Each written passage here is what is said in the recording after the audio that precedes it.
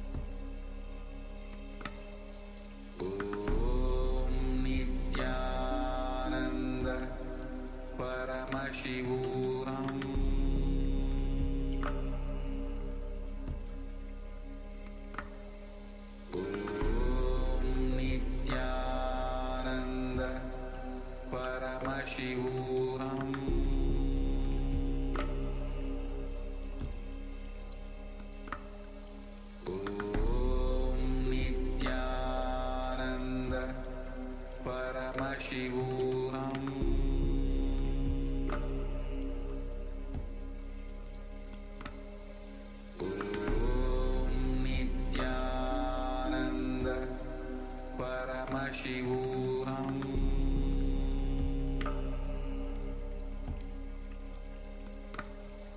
Om Nithyananda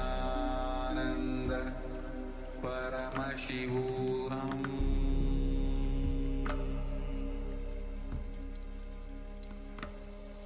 Om Nithyananda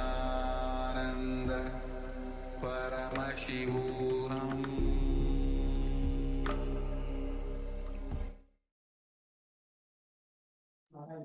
Yes. Slowly relax. You can remove the events if you have put the events. And slowly you can open your eyes, let the light come in. And now recollect all the information that was revealed to you from the intelligence, which is beyond thinking. Whether the whole page was revealed to you, whether a paragraph was revealed to you, or few words was revealed to you, or even there might be some objects that got revealed to you. In any form that was revealed to you, you can go ahead and share. So just take a moment and start sharing. Meanwhile, we have Ma Vivane, who has joined us, Nithyananda. Yes. So just take a few moments, and even all the participants following us, watching us on YouTube, you can also start sharing.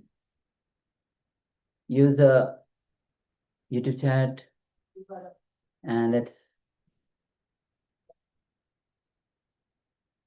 share.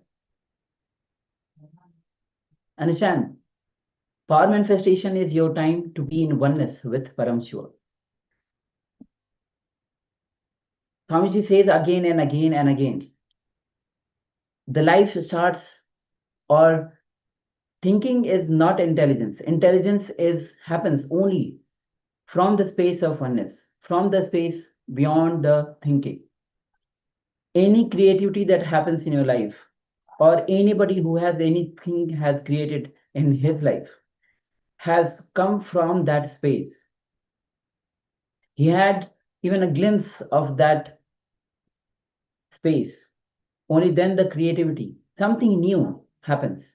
Because through mind, nothing new happens. Only the permutation combination of the memories happens. Anything that happens new comes from that space. That is pure intelligence.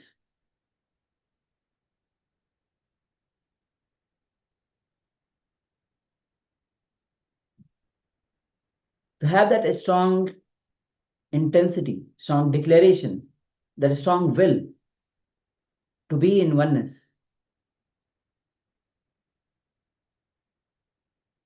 That is the goal, that is the purpose of very existence of human life.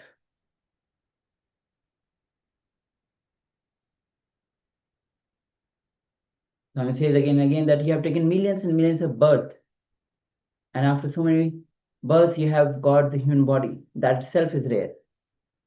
And when you have the human body and you have the living master also, that is one of the another combination, the rare combination. And when you have that feeling connection with the living master, that is one of the rarest things. So don't lose this connection.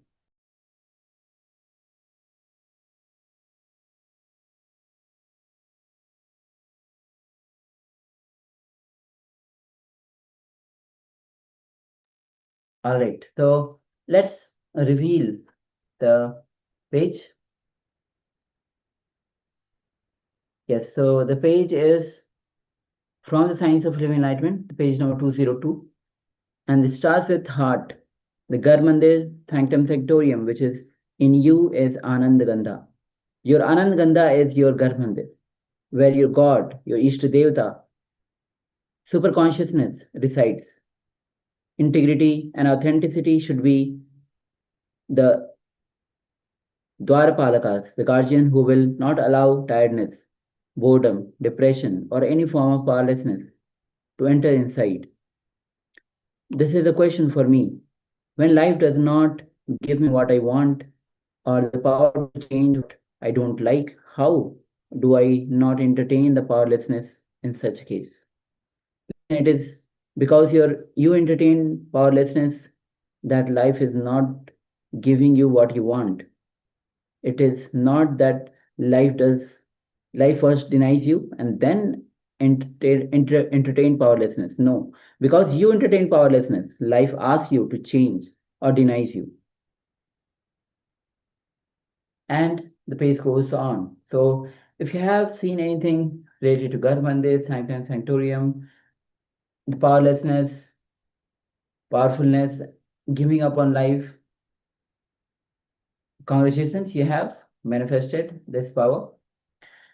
And with this, we'll be now entering into the next revelation with Swamiji. And next revelation is going to be, actually, this is going to be a question and answer on the unclutching. Unclutching is one of the Mahavakya that was revealed to Swamiji. And he has gifted this Mahavakya, unclutching, to all of us. So it's going to be a question and answer sessions from the persons, and Swamiji is answering these questions. So any questions you have will also get answered from this. So please come to the space of listening and let's begin. Nothing wrong because it doesn't exist. Let you be very clear, it doesn't exist. When you are very clear it doesn't exist, any time when it is taken away, you won't bother. Even if you bother, it's okay, what is there? Even the bothering doesn't exist. The idea of bothering is nothing but one more connection. The bothering which came to you 9 years ago, the bothering which came to you 10 years ago, the bothering which came to you 8 years ago, and the bothering which is happening in you now, they are not connected. Why are you again connecting and seeing all of them and thinking that I am continuously bothered about money, or I am continuously bothered about developing myself, or I am continuously bothered about my happiness?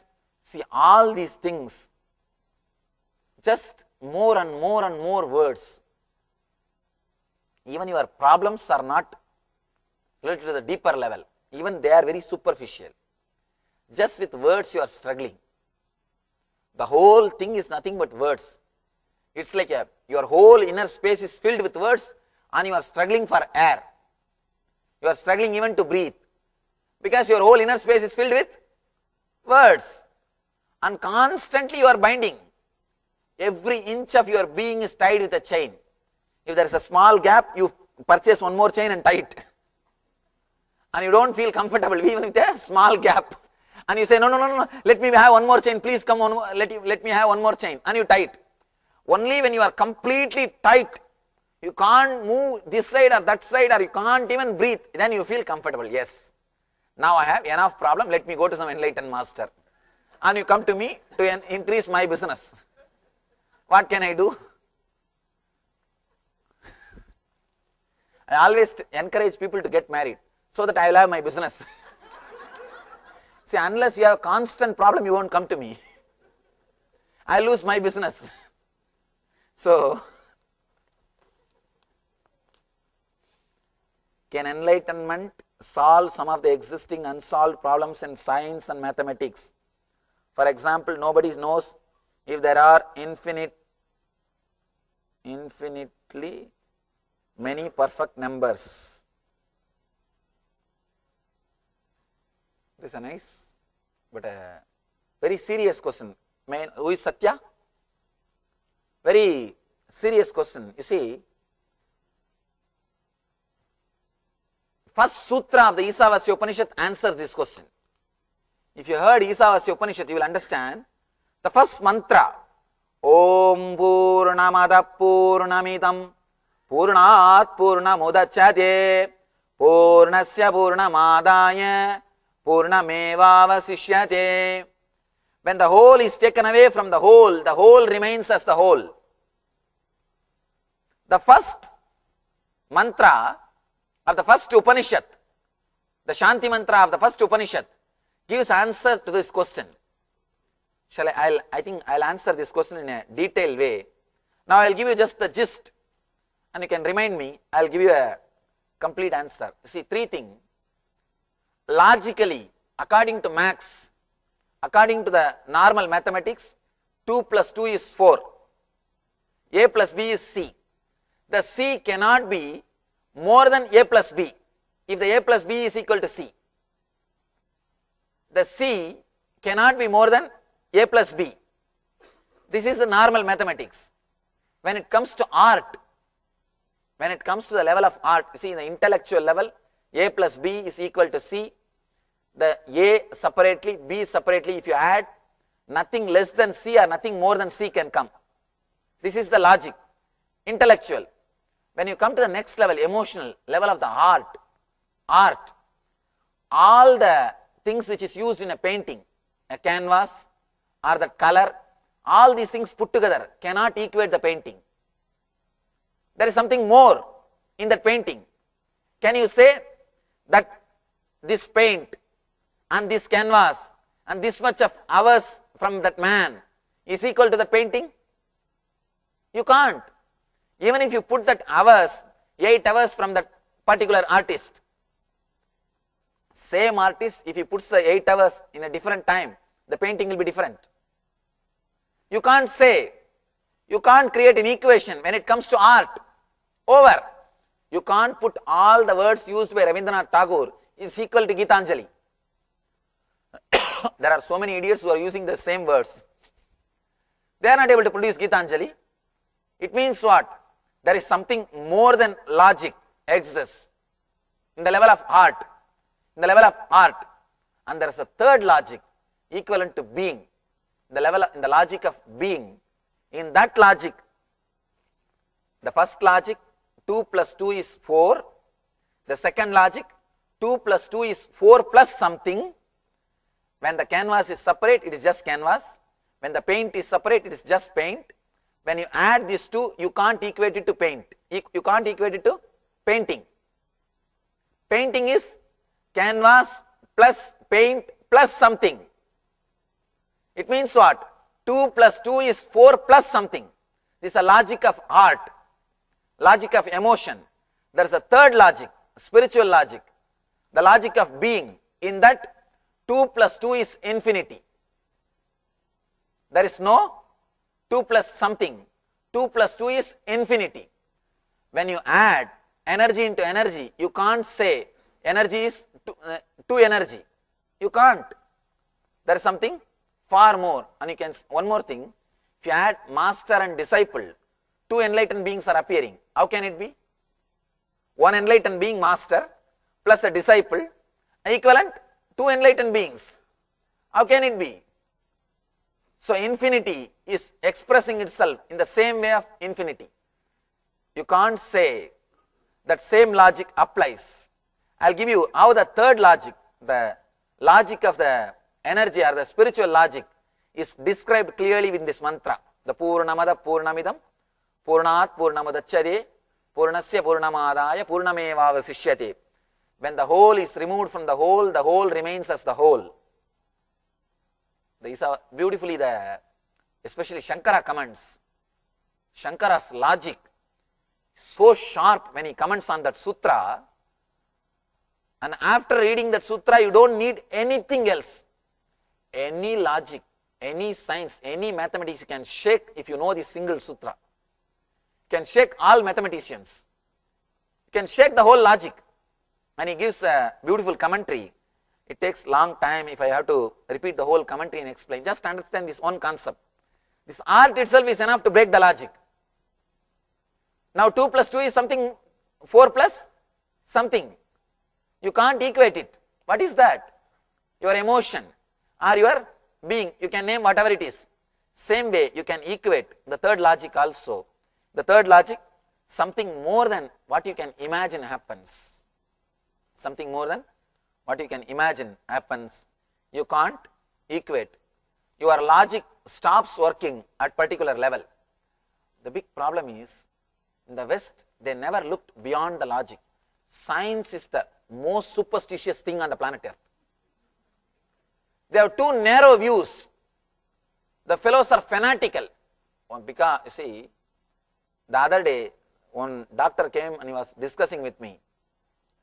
And he was talking as if the spirituality is having a lot of superstitions. I told him, let you be very clear, science is having a lot more superstitious things than spirituality. At least the rishis don't have vested interests. If you are convinced about what I am saying, I have nothing to gain. I already got your money. I have nothing to gain. Whether you realize or not, it is no way directly related to me.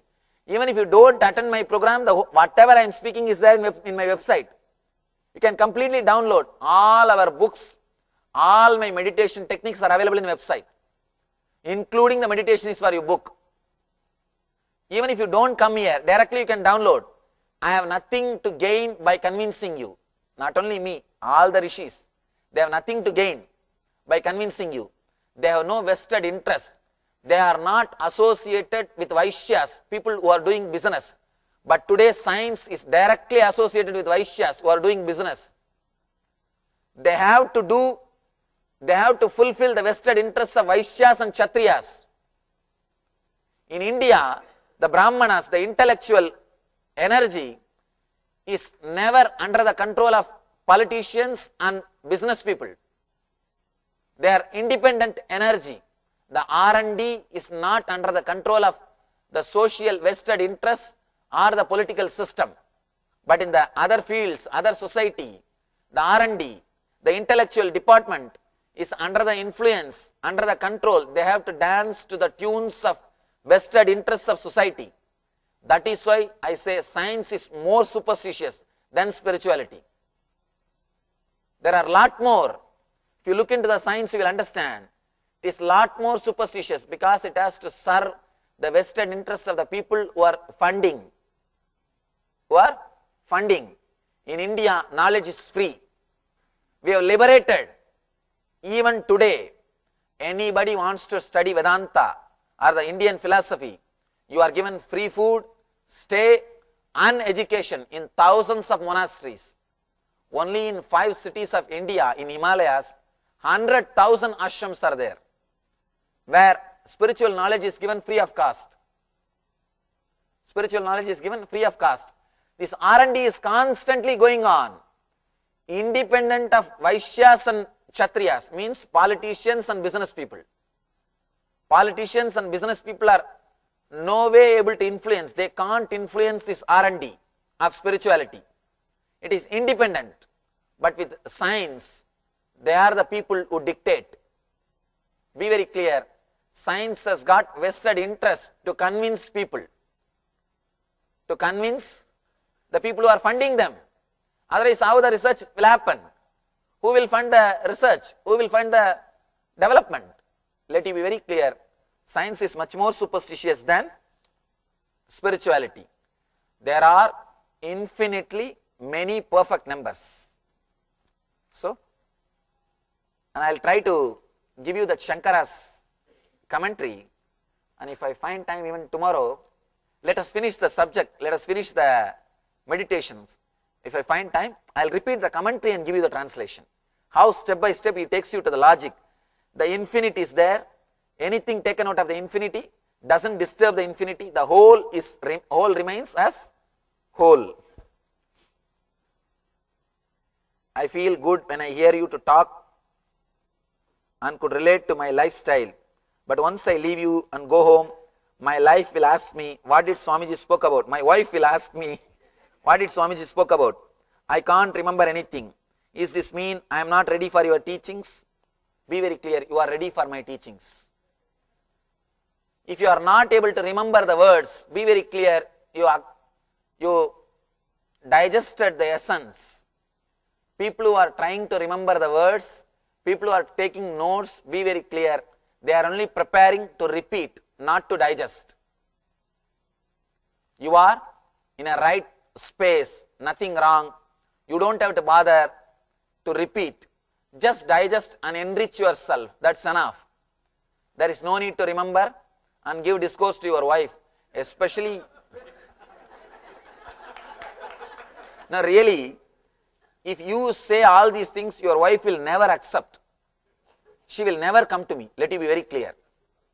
I have this big problem. If the wife comes and gets attached with me, husband will never come to me. Actually, husband secretly they go to my website and see everything. They know that Swamiji is right, no problem about it.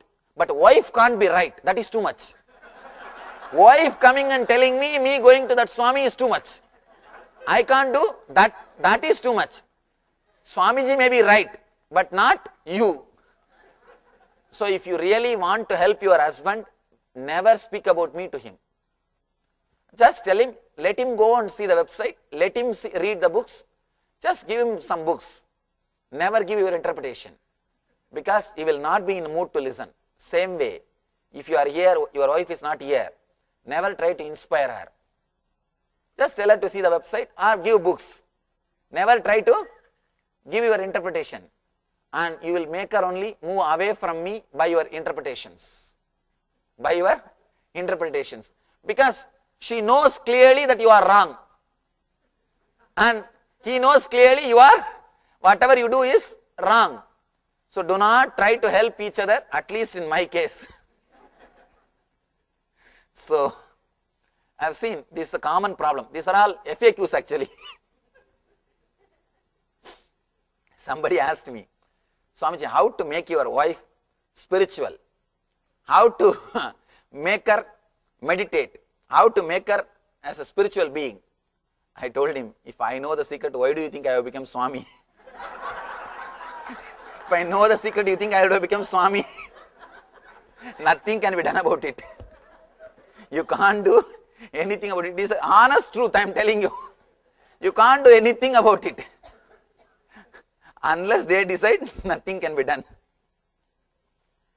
And if at all I know the mantra, I would have made big ashram long before. Swamiji, what is God? What happens during enlightenment? Oh God. Who is the person who put this question? Oh. Whatever I say will be a lie. Let me be very clear. Whatever I say about God will be a lie, because I will be able to give only a partial. It's too big to be discussed. You can't discuss. It is too big word and loaded with meaning. Nothing can be done about it. I can tell only one thing. Be unclutched, you will experience God. Nothing else can be done. When you experience and come out, you will also have the same trouble, and you will tell others that you are not able to explain. Actually, before enlightenment, when I read all these great books, I used to think that these fellows are playing a game. The main product which they are selling, they don't have definition for that. The main product which they are selling is God or enlightenment. None of these fellows are able to give explanation. They are selling something which they can't even define. I thought, what is happening? What kind of business? But after I entered into the business, I also understood. Nothing can be done about it. And you can't. You are in the same problem. I can do one thing. I can put you in the same problem. I can put you in the same space where you will have same problem. Otherwise, you can't explain. And there is a, whatever I say, it will be only half truth. Half truth is much worse than a lie. At least with lie you are clear, you are hearing a lie. With half truth, you do not know which side is truth and which side is lie. And you will be always bothered about the other half. And better let you not have any answer. You will be saved. What happens during enlightenment? Again, it is difficult to explain. Let you be unclutched and experienced by yourself. See, all these questions you ask because you don't have confidence that you can be unclutched. You don't have confidence. You think, no, what he talks is right, but I can't experience all those things. Better let me at least have a few little knowledge and go back to the house. Please be very clear. You can be unclutched. Constantly, your belief that you can't be unclutched is also one more shaft. It's a one more shaft. 10 years ago you tried, you failed. 9 years ago you tried, you failed. The moment I say 10 years, the Dr. Ma is laughing. 9 years ago you tried, you failed. 8 years ago you tried, you failed. Why are you connecting all your failures and creating a shaft? Do not, that failure which happened 10 years ago, the failure which happened 9 years ago, the failure which happened 8 years ago are independent individual incidents. Do not connect them. The moment you connect them and create a shaft, you are very clear you will be failure this time also. Why do you decide? Why do you create a shaft and try to leave? Why are you connecting it? Why are you connecting again? This morning you spoke a little bit about Patanjali and said to use pain to go to the next level. I am asking for your help. How can one use pain to get to the next level? This is a nice question. Morning itself I answered. Just see, without labeling that as a pain, just look into that space. What is happening? I have spoken about this in the same pain to bliss meditation. When the pain disappears, even after that, just try to continuously penetrate that same zone. Let you be aware of that zone. Then suddenly you will see you are experiencing the boundaryless energy. See, you have your identity. You have an identity about yourself. If that identity is smaller than the physical body, you start feeling that pain. If that identity is equivalent to the physical body, you will have a comfortable, relaxed feeling. If that identity explodes and expands bigger than the physical body, you will feel ecstasy. When you close your eyes and remember your name, you will have an image about yourself. You will have your form. That's what I call your identity. If that identity is smaller than the physical body, you will have pains and feeling of suffocation. You will feel suffocated. In those areas you will feel suffocated. If that identity is equivalent size of your physical body, you will be comfortable with the body. If that identity expands, then your physical body, you will have bliss. Now, put your awareness wherever you have pain and remember you are unclutched. Suddenly you will see the identity expands. Expansion of identity is what I mean, boundaryless experience. You will enter into the different space of being unclutched. When you go into it, you will understand the truth of what I am saying. One more problem, unless you go into all these things, whatever I am saying is only words. Will be words and words. When you go into it, you will understand the truth behind all these words. I want to be unclutched, but my wife wants to be clutched. How can you help me?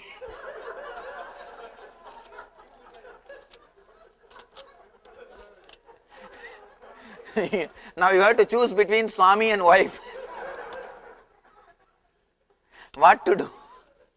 See, one thing, here you have given a small bracket. Want to enjoy with good things in life. You think being unclutched means not enjoying the good things in the life? No. That is where you are missing. Do not try to create the shaft or understanding that unclutching means something. Again you are creating one more shaft. Again you are creating one more shaft. The spiritual teaching means somehow the idea has entered into you, it is anti-life. Without even practicing, you are clear, it is anti-life. It is not. When you start living in that unclutched way, you will understand every moment your life is only enriched. You are not giving up anything. I tell you, be unclutched. You will see you are fulfilling not only your wife's imaginations, you are just overflowing much more than that. One more thing, only when you are unclutched, you will have so much of space, you will be able to accommodate all her fantasies. You will be able to accommodate her being. You will have tremendous compassion for her. You will not feel suffocated by her. The only way to escape from wife is be unclutched. The one and only way to escape from the wife, because when you are unclutched, you will have so much of space in you. You will not feel suffocated by people. You will not feel suffocated by the expectations of somebody. you will have such a big space. Not only you will be able to fulfill, you will have tremendous compassion. You know where they are suffering. See, when you know somebody is suffering at some point, you will not have violence. Only when you don't understand where he is suffering, he or she is suffering, you will have violence. Intelligence and compassion is one and the same. When you have intelligence where that person is suffering, you won't have violence. You will be able to accommodate that person in your inner space.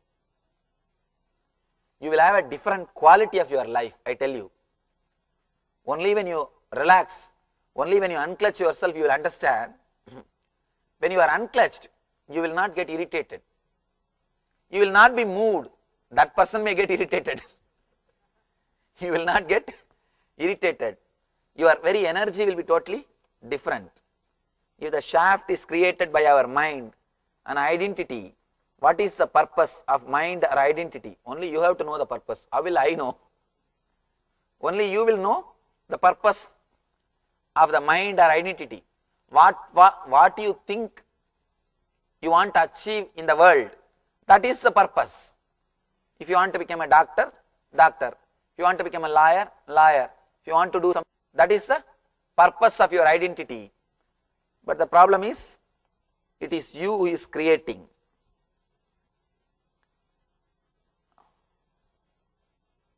Swamiji, my pranams to you. I am confused when you say not to create shaft of joy, and when you say blesses to lead a life of Nitya Ananda or bliss eternally. Be very clear. When you don't create the shaft of joy only, you will have Ananda. Joy is a part-time Ananda. If you create shaft out of Ananda, you will create joy. If you relax from the shaft of Ananda, you will be in bliss. Please understand, joy and Ananda are not one and the same. They are opposite to each other. If you try to create a shaft out of Ananda, you will try to possess that and make it as joy. If you relax from the shaft of joy and don't bother about it, don't want to prolong, suddenly you will be in the space of bliss. You will be in the space of bliss. Understand difference between Ananda and joy. Another doubt, how do I not confuse the state of doing nothing with a sense of lack of responsibility or defeatist? Purnima, what is the last word? Defeatist attitude. See, the idea, the defeatist attitude, lack of responsibility and all, now only your mind is picking up just to defend yourself. Even if it is lack of responsibility and defeatist, let you be unclutched for a few days. You will understand. If you are unclutched, you will not have the tamas in you. You will not have tamas in you. Mentally you will be silent, but physically you will be active and alive. When you are in the space of lack of responsibility or defeatist, mentally you will be very active, you will not be silent. Physically you will be tired. When you are unclutched, physically you will be active and alive, mentally you will be silent. There is a big difference between tamas and sattva. In both space you are silent, but totally different. When you enter into when you relax and try to be unclutched, you will understand. You see, whenever you remember this unclutch, you are unclutched, that itself will give you such an inner healing, such big relief that you don't have to do anything. Actually, there is nothing to be done, and there is nothing can be done. You can try. Nothing can be done. When you accept, when you come to that understanding, suddenly you feel the inner healing happening in you. You are becoming a different being, different person. Only then you will understand how to be alive, active, without entering into the defeatist attitude. With the understanding, you will never be a defeatist. These are all few words which your mind creates to protect yourself from this truth. Even if it is defeatist, it's okay, let you be unclutched. Then you will understand the truth of these words. In one of your talks, you mentioned TPS. It's lowering the thoughts per second. One of the ways to break the shaft. So meditation is the main way to achieve dhyana. Who is the person who put this question? Be very clear. Now you are not connecting me with Buddha or Krishna. You are connecting me with your identity which you have about me in the past. You heard the teachings. Have you become enlightened? No. Now you are connecting that with this so that you can dump the both in the same dustbin. Do not create. Now come to this moment. Either get help from these words or at least understand you are not being helped. Let us be very clear. Either you are helped or not helped. Let us not connect with this. Let us not connect these teachings, these words with some of my past teachings and put the both in same file and put it in one corner of your mind so that you can outlive me.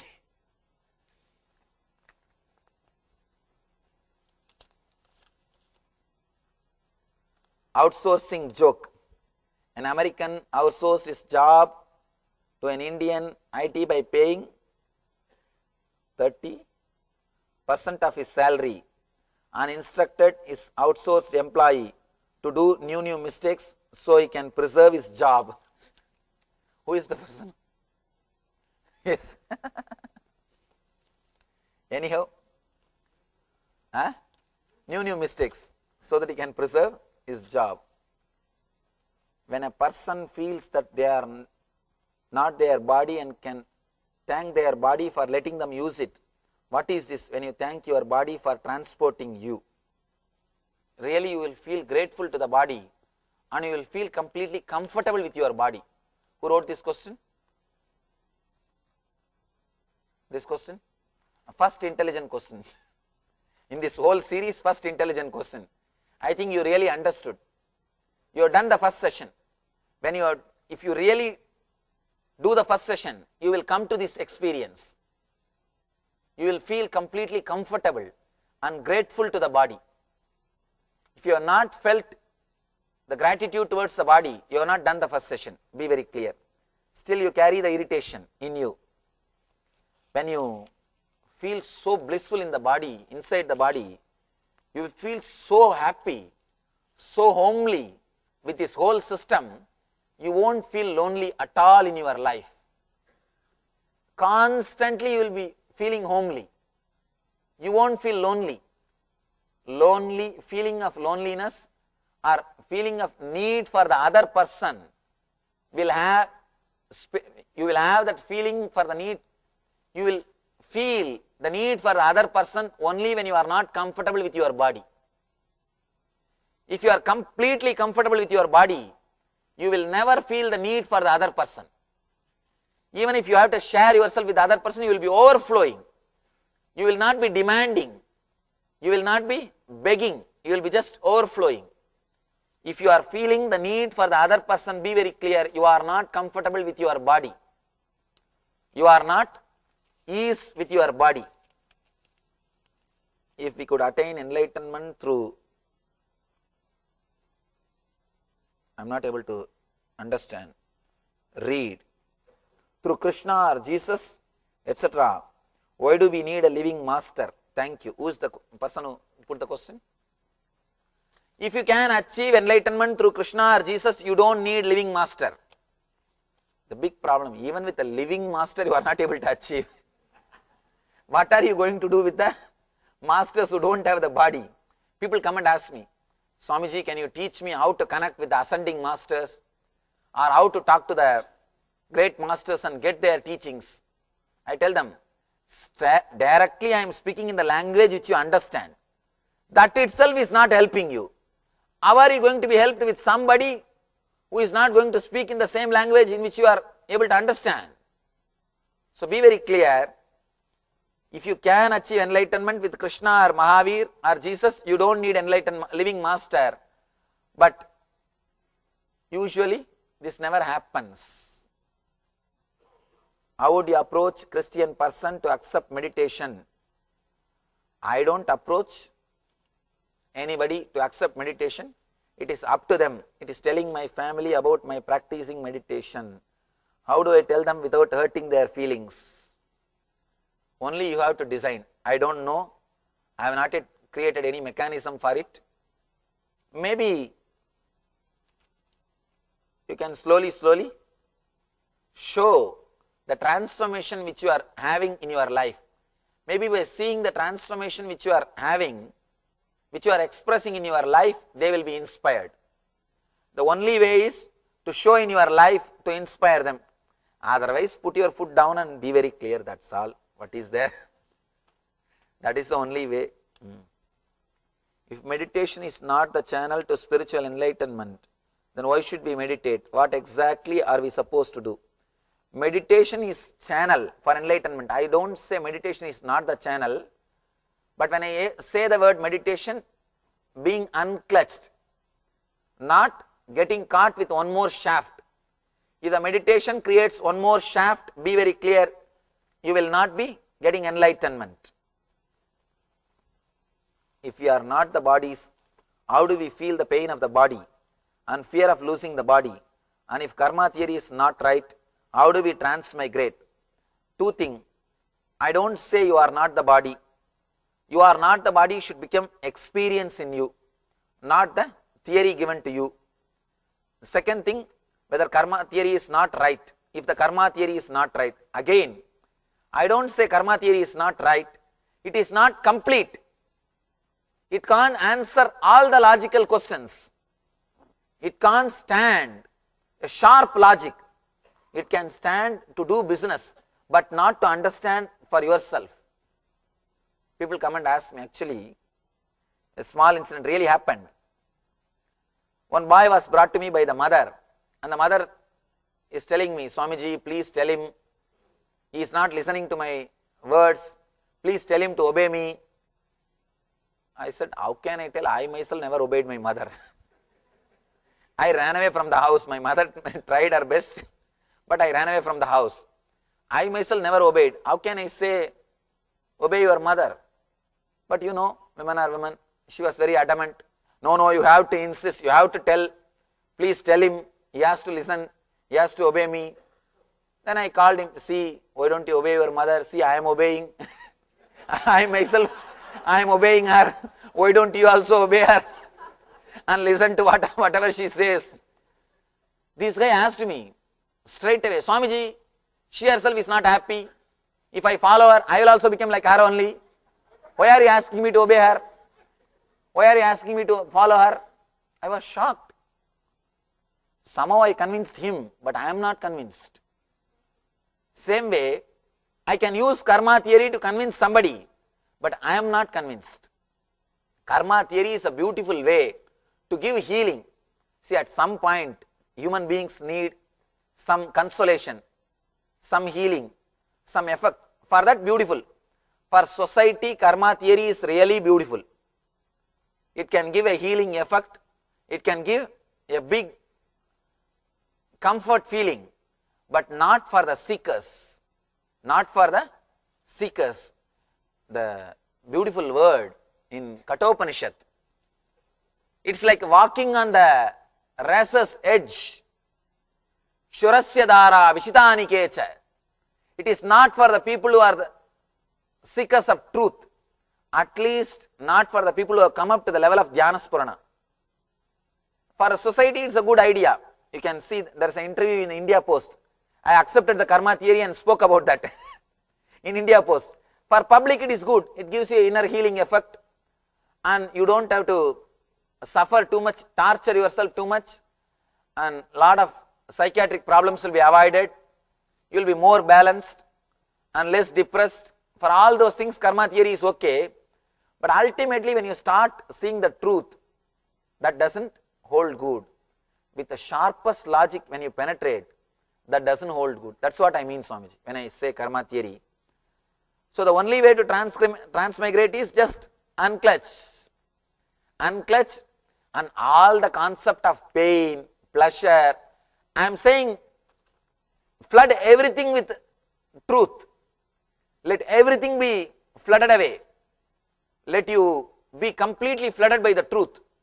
the concept of joy and bliss, if it exists, only then the karma theory holds good. Because karma is all about bringing more joy and less pain. But I am saying even that idea is a lie. You are constantly connecting and creating. So when even that idea is a lie, you will not be driven towards joy, or you will not be driven away from pain. Those concepts will start losing meaning for you.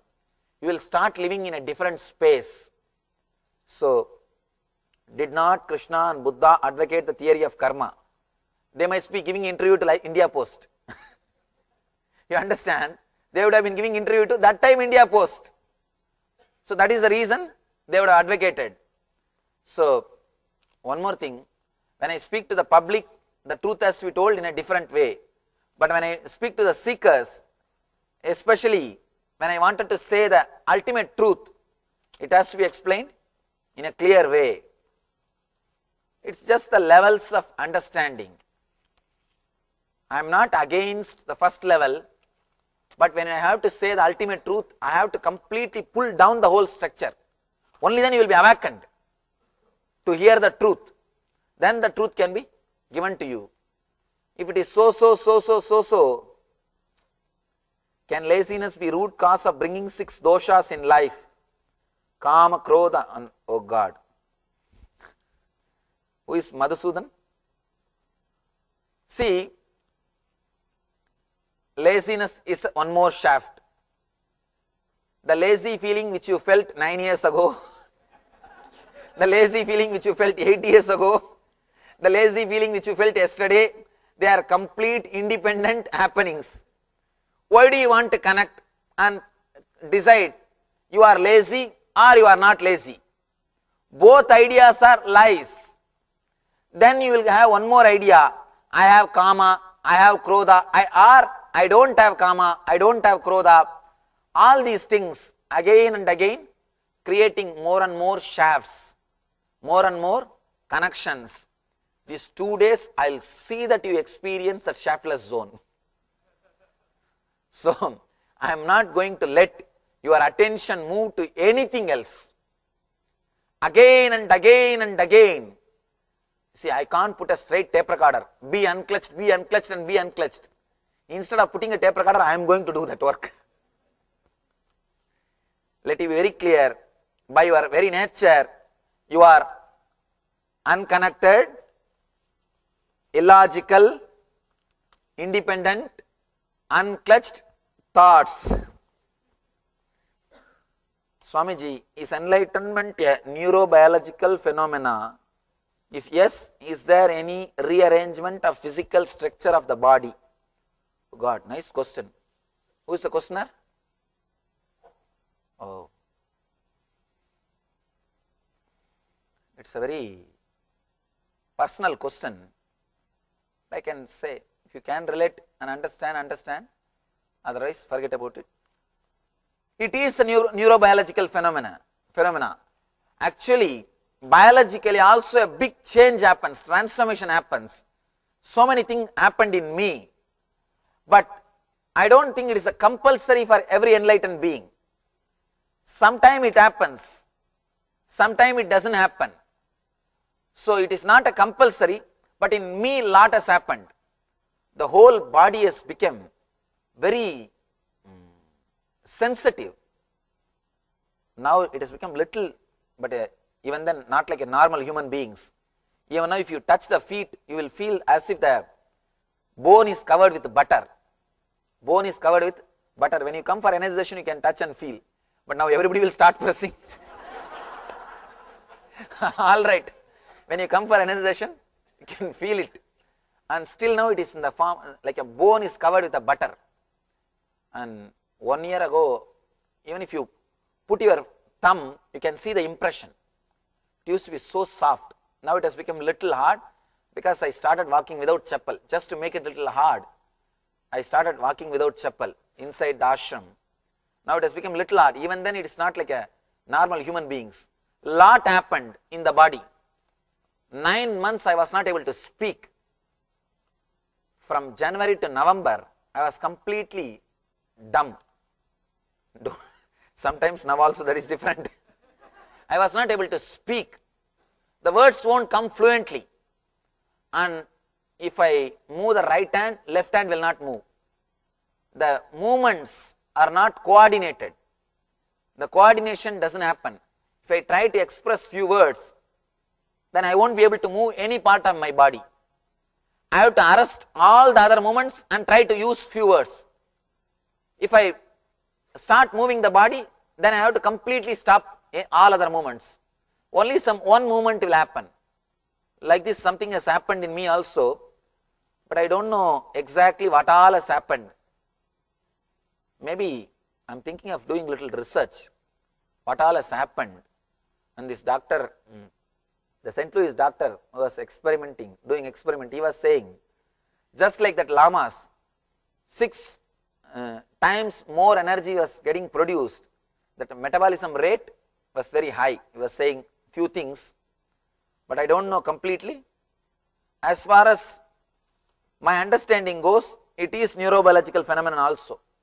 Some neurobiological effect also happens when you become enlightened. There are a few more things happened in me. Is my being the very nature of it? Random thoughts, the gap between thoughts or inner space. By your very nature, constantly you renounce. You don't even have to renounce. You don't have to struggle to renounce or to get enlightened. Your inner space cannot be corrupted. Even if you try your best, you can't hold on to one thought. Try your best to hold on to even lust. You can't. Let me challenge. You see, you may have a big problem with anger or lust or fear or greed. Try to hold on to the fear. Just if you have the thought of having a cup of coffee, your death fear has disappeared. What happened to your death fear? Your death fear can be replaced just by a thought of cup of coffee. The moment you started thinking to have a cup of coffee, means the death fear has disappeared. Unless that moves and gives place, the cup of coffee thought cannot happen. Means what? Your death fear and the desire to have a cup of coffee is equal. This can replace that. Means its value is that much only. It has got only that much value. But mentally you create a chain. No, no, no. Again and again I am having death fear. Again and again you have the thought of having coffee also. But you don't give importance to it. You don't pluck that thoughts and create a shaft. 9 years ago you were thought to have a cup of coffee. 10 years ago you were thought to have a cup of coffee. 8 years ago you were thought to have a cup of coffee. You don't connect all these things and create, oh, having cup of coffee is a big problem in me. You are not doing that. But the fears which happened many times, you pluck those flowers and create a garland and start creating suffering. It is you who choose and create a shaft. All your problems are chosen thoughts.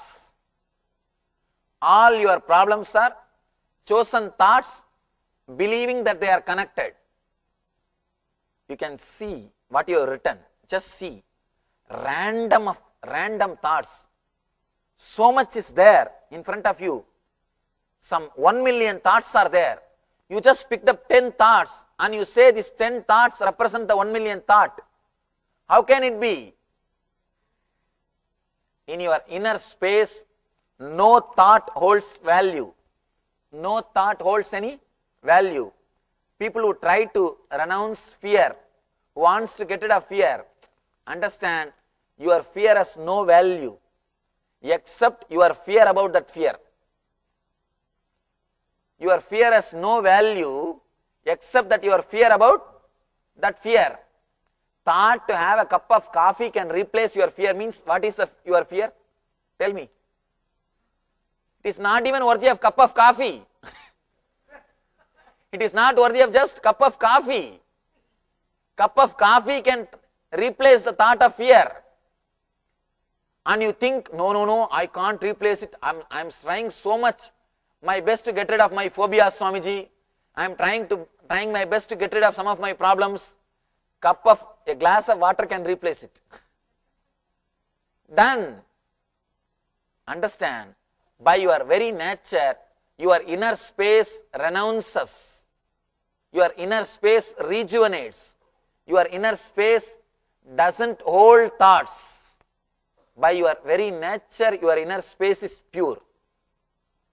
Only when you start believing these are my problems, you connect all those problems which happened many times. You see, that also happens in a very random way.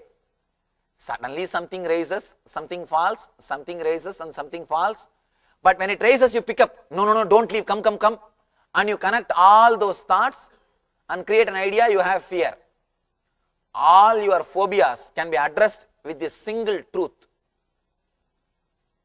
People come to me with some allergy or some fear. If they are allergic to green chili, I tell them first to bring that same green chili. I'll just tell them, now eat in front of me. Please be very clear. At least 1,000 allergies I have healed in last 3 years. I am honest. At least 1,000 allergies I have healed. Nothing. Give them the courage to be unclutched. Look into that moment. In a single session, at least I have healed 1,000 allergies. Just recently in Hyderabad, one guy, 25 years of dal allergy. Even if he eats 1 spoon of dal, his whole body will start swelling. Huh? Bring the dal. Tomorrow I will show you. No, it's nothing. All your allergy is simply your connection. Your connection. I told him to eat the dal. I sat next to him and just told him, I'll take care, I'll heal you, don't bother. He was made to eat, simply disappeared. 25 years of allergy. All your allergy, all your phobias are nothing but pure connection.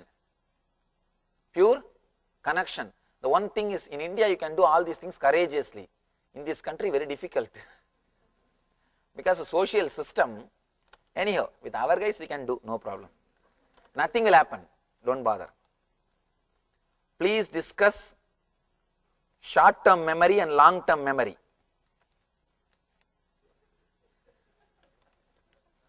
BULLSHIT, COWSHIT, that's all.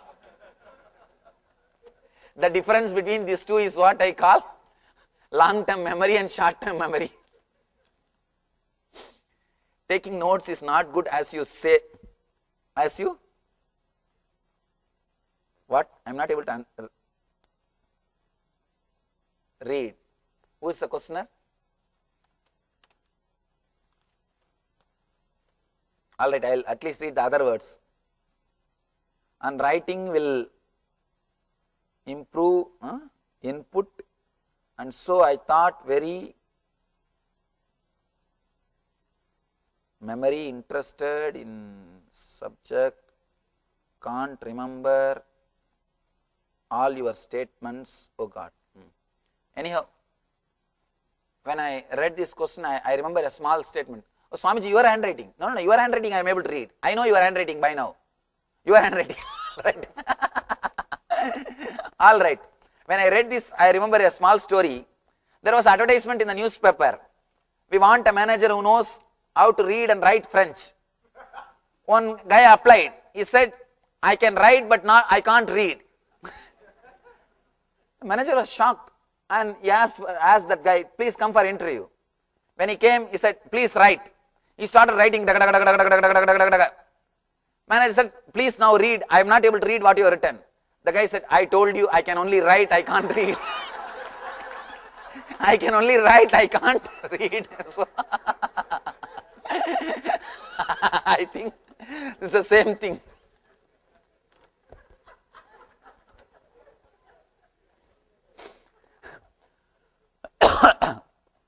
One guy was searching all over his house. Where is my prescription? Where is my prescription? Wife said, prescription? No, that yellow slip, yellow slip. Today morning I went and did my shopping with that slip.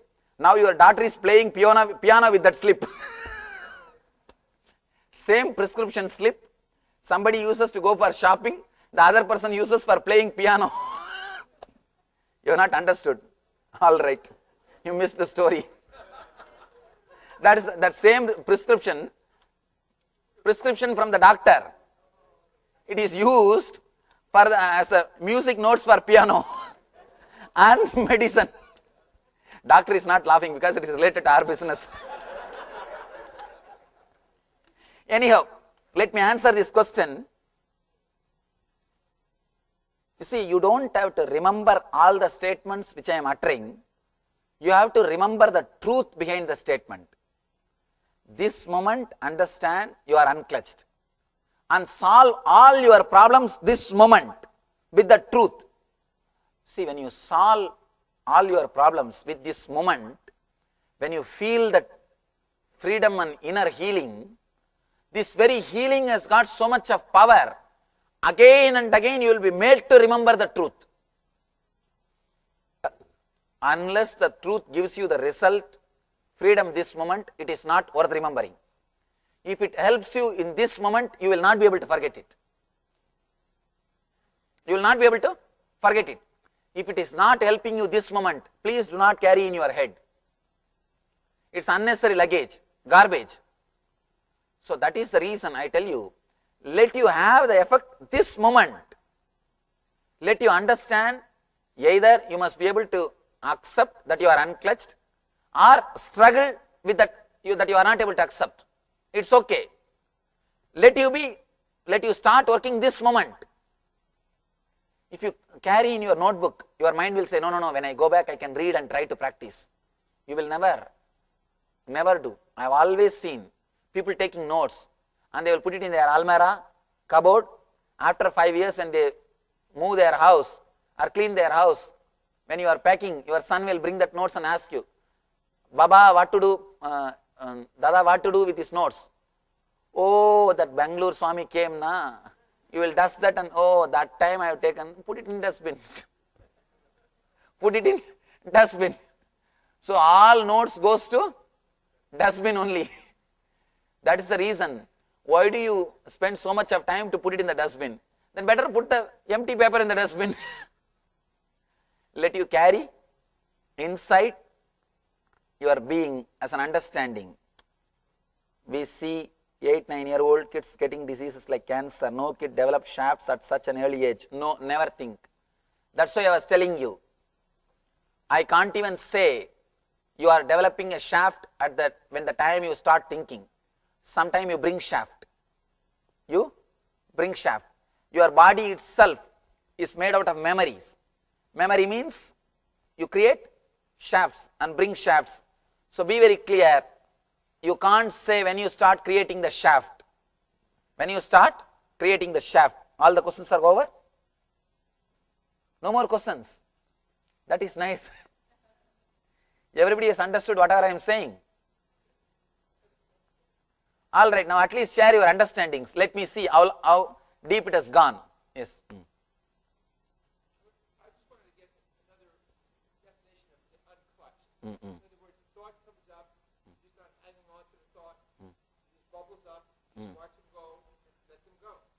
Even if you try to hold, you will not stay. You won't be able to stay. You will be just disappearing, and just let him disappear. Relax. Over. That's all. At some point, some thoughts will raise and make your body follow it. You will not even have the problem. You don't even have to think whether you have to follow or you have to stop. Simply you will be following. Then let it happen. But the moment you come, as much as you can, try to be unclutched. Beyond your power, simply your body will be lifted and moved by some thoughts. Let it happen. You will not have irritation when you follow your thoughts if you are unclutched. Usually, as on now, whether you follow your thought or don't follow your thought, you will have irritation. If you follow, you will have some irritation. If you don't, you will have again irritation.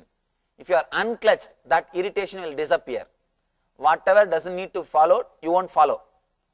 Like your job and basic life thing, all those things, whatever you feel as important, simply your body will follow. You will not be even feel irritated.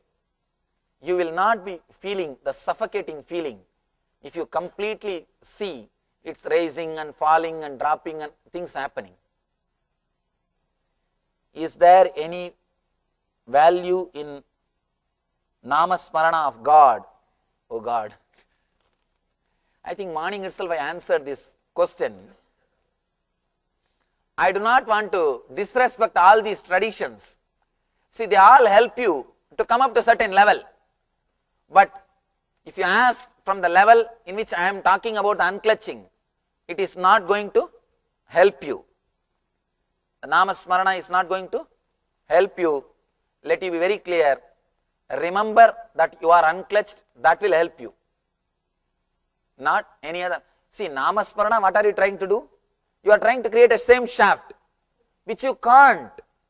Try your best to create the shaft. Try your best. Anybody who says I am successful, 24 hours I am able to do the namasmarana? Anybody? You can't. By your very nature you will be renouncing. See, whether it is thought of Rama or thought of Kama, you will be constantly renouncing. But you think, no, I have to hold on to Rama, I have to renounce Kama. Neither holding on will be possible, nor renouncing will be possible. Both will be raising and falling. It is you who give the label, value. Oh, Rama's thoughts are really good. I have to hold on. You try to create the shaft and elongate that shaft. Kama's thoughts are bad. I have to break. I have to escape from it. You try to break it. But you can neither elongate nor break. When you understand, nothing can be done about the shaft, you are liberated from the shaft. You can have only one freedom, to liberate yourself from the shaft. Either you can completely throw away the luggage, your garbage, or have all of them in your head and play the game. You can't have the arranged garbage. Only namasmarana I will have, and put little scent, put little incense stick, and do little camphor and arati. No. You can try your best. You can try your best. I tried my best. I tried. Per day I used to do 20,000 japa. I had a long mantra. I used to repeat 20,000. I will repeat in one sitting. I'll sit for one sitting. In one sitting I will do 20,000. Means this side 2 mala. See, this side 1 mala is 108 and 1 bead I will move. Then by the time I finish this 108 into 108, 10,000. This side 2 mala I will finish with the left hand. So much of namajapa I did. Finally I understood it is not going to lead you anywhere. So let you be very clear, it's not going to help. Your thoughts about reincarnation.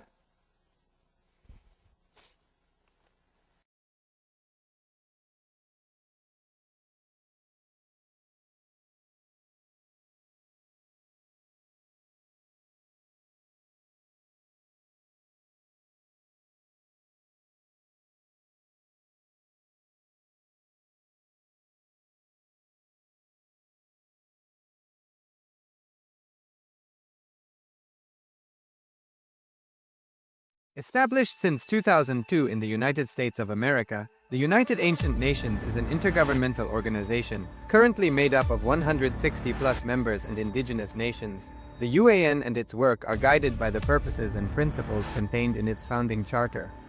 The UAN is a manifestation of the profound connection amongst indigenous peoples across the world, including African, Andean, American, European, Caribbean, Oceanic, and Asian regions, rooted in shared wisdom, sustainable practices, and deep reverence for the earth. The United Ancient Nations serves as an international cultural and diplomatic organization focused on uniting indigenous cultures globally. Our governance structure is council-based without territorial claims, led by a collective leadership through our General Secretariat. As a non-state entity with UN-style advocacy, we focus on several key areas: cultural and digital heritage preservation, indigenous diplomacy, revival of indigenous knowledge systems to solve humanity's problems, global peace, environmental preservation, health and wellness, sustained economic development, indigenous and cultural tourism. While the UAN represents numerous indigenous cultures, the United States of Kailasa serves as the first indigenous nation specifically for Hindus. Kailasa's mission is focused on the revival of the ancient enlightened Sanatana Hindu civilization with a formal governance structure including a head of state, ministers, and ambassadors. Under the leadership of SPH, Supreme Pontiff of Hinduism, Bhagavan Nithyananda Paramashivoham, Kailasa has achieved recognition as a sovereign subject of international law, possessing distinctive attributes of juridical statehood. The United States of Kailasa is the main sponsor of the proposed UAN Headquarters. This initiative would bring forth an estimated $100 million in revenue for the host country through summits, conferences, tourism, and development projects.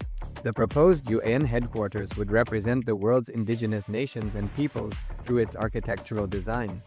It would blend the best of all worlds, featuring top modern architecture, the highest green building standards, and ancient Vastu architectural principles. This headquarters would serve as a central hub for indigenous diplomacy, cultural preservation, and collaborative efforts towards sustainable development and global peace. Through this initiative, we aim to create a dignified platform for indigenous leadership rooted in ancestral wisdom, cultural legitimacy, and collaborative innovation, enhancing global dialogue and regional stability. The establishment of the UAN headquarters would position a host country at the forefront of a global movement promoting indigenous wisdom while creating significant economic opportunities for the nation and its people.